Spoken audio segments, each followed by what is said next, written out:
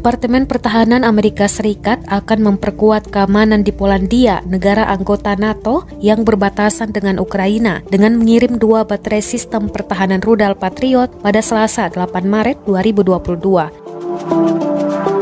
Menurut Pentagon, pengirim 2 baterai rudal tersebut atas permintaan Polandia, seraya menegaskan hanya berperan sebagai pertahanan. Mereka mengirim 2 baterai pertahanan rudal Patriot ke Polandia untuk menghadapi segala potensi ancaman terhadap sekutu dan wilayah NATO di tengah perang Rusia.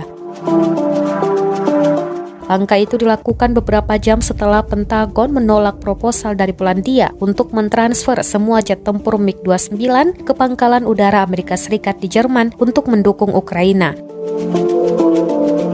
Perang Rusia di Ukraina yang dimulai pada 24 Februari telah menarik kecaman internasional, menyebabkan sanksi keuangan bagi Moskow untuk mendorong eksodus perusahaan global dari Rusia. Menurut PBB, setidaknya 474 warga sipil telah tewas dan 861 terluka di Ukraina sejak awal perang.